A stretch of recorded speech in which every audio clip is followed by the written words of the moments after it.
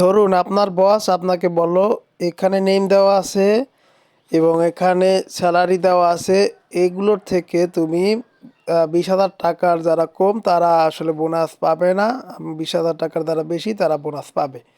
তো আপনি এটা যখনই বের করতে যাবেন তখন ফর্মুলা বারে ক্লিক করে ফর্মুলা যখন আপনি অ্যাপ্লাই করতে যাবেন তখনই আপনি দেখতে পাবেন যে আহ, একটা সেল থেকে অন্য একটা সেলে আপনার ফর্মুলা পর্যন্ত চলে যাচ্ছে এবং পাশের যে সেলটা আছে সেটা কিন্তু হাইড হয়ে যাচ্ছে।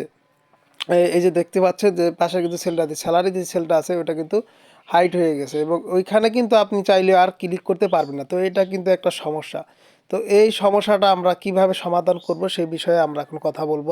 আপনারা যারা নতুন আছেন তারা এই সমস্যায় প্রতিনিয়ত পড়বেন। তো এই জন্য এই সমস্যার সমাধান করতে হলে আমাদের যা করতে হবে সেটা হচ্ছে আমাদের যে অ্যালাইনমেন্ট আছে বক্সের উপরে ধরে, এবং অ্যালাইনমেন্ট দেখবেন আপনি যে অ্যালাইনমেন্ট রাইট লেফট অ্যালাইনমেন্ট আছে সেগুলোর দিকে একটু ফলো রাখবেন।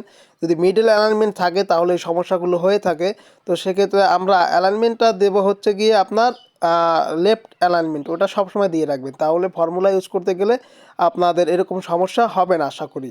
তো এটাই হচ্ছে সমাধান। এরপরে যদি আমি ফর্মুলা ইউজ করি, যত ফর্মুলা ইউজ করব এখানে ফর্মুলাতে আমার লেফট সাইডটা আর কখনো ব্লক হবে না বা লেফট সাইডে চলে আসবে না। তো সেক্ষেত্রে আপনি এখন ফর্মুলা যত বড় ফর্মুলা ইউজ করেন ফর্মুলাটা ইউজ করতে পারবেন। ধন্যবাদ সবাইকে। আমার চ্যানেলের সাথে থাকুন এবং আমার চ্যানেলটা সাবস্ক্রাইব করে রাখুন।